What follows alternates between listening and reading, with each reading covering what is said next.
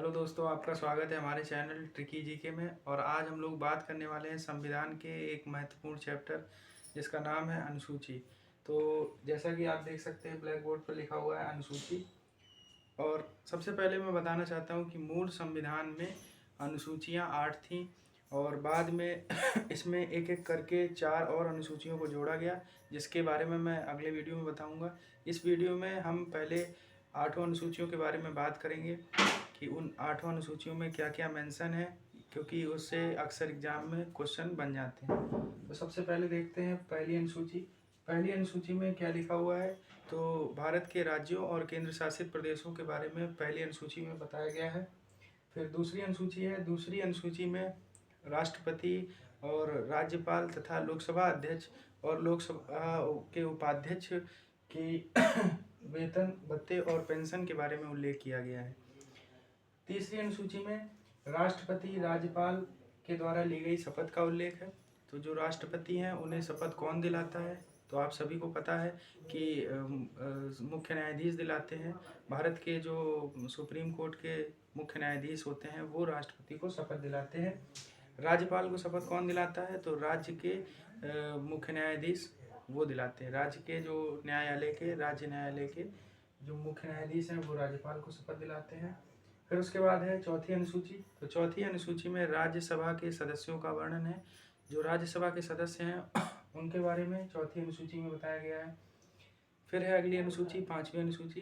तो पांचवी अनुसूची में सुप्रीम SC और ST के प्रशासन और नियंत्रण के बारे में दिया गया है। मतलब शेड्यूल कास्ट और शेड्यूल ट्राइब जनजाति के जो लोग हैं वो उनके प्रशासन और नियंत्रण के बारे में पांचवी अनुसूची में बताया गया है। फिर उसके बाद है छठवीं अनुसूची। छठवीं अनुसूची में नॉर्थ ईस्ट के 4 राज्य मेघालय, मिजोरम, असम और त्रिपुरा के जो अनुसूचित जाति के लोग हैं उनके प्रशासन और नियंत्रण के बारे में बताया गया है। इसमें आपको एक विशेष बात ये याद रखनी है कि इन राज्यों को आप कैसे याद रख सकते हैं। तो इन राज्यों में आपको मणिपुर और अरुणाचल प्रदेश और नागालैंड को नहीं लेना है। बाकी सारे राज्य यहाँ पर देख सकते हैं नॉर्थ ईस्ट के हैं। पहला है मेघालय, दूसरा मिजोरम, तीसरा असम, चौथा त्रिपुरा। ठीक है। अगला है सातवीं अनुसूची। तो सातवीं अनुसूची में आप देख सकते हैं विषय के बारे में उल्लेख है कि किन विषयों पर केंद्र सरकार, राज्य सरकार या दोनों मिलकर आपस में कानून बना सकते हैं। उन विषयों का उल्लेख सातवीं अनुसूची में है। पहला है संघ सूची।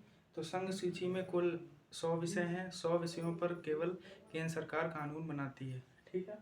फिर उसके बाद है राज्य सूची। राज्य सूची में टोटल 61 विषय हैं। 61 विषय पर राज्य कानून बना सकती है। और टोटल 52 विषय समवर्ती सूची में है। समवर्ती सूची किस अनुसूची में है, इस बारे में अक्सर एग्जाम में क्वेश्चन बन जाता है। और उसमें कितने विषय मेंशन है, इस पर भी क्वेश्चन आता है। तो आपको याद रखना है टोटल समवर्ती सूची में 52 विषय हैं जिन पर केंद्र और राज्य दोनों मिलकर आपस में कानून बना सकते हैं। फिर अगला है आठवीं अनुसूची। आठवीं अनुसूची में 22 भाषाओं का उल्लेख है और ये 22 भाषाएं मूल संविधान में नहीं थी। मूल संविधान में केवल 14 भाषाओं का उल्लेख किया गया था और 8 भाषाओं को बाद में जोड़ा गया है। तो सबसे पहले 1967 में सिंधी भाषा को इन भाषाओं में शामिल किया गया।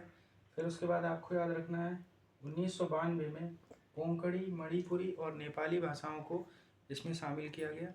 फिर उसके बाद 2004 में मैथिली, संथाली, डोगरी और बोडो, ये 4 भाषाओं को मूल संविधान में शामिल किया गया।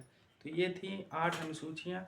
और इसके बाद 9वीं अनुसूची, 10वीं अनुसूची, 11वीं और 12वीं अनुसूची को संविधान संशोधन के माध्यम से अनुसूचियों में जोड़ा गया। इनके बारे में मैं अगले वीडियो में आपको बताऊंगा। धन्यवाद।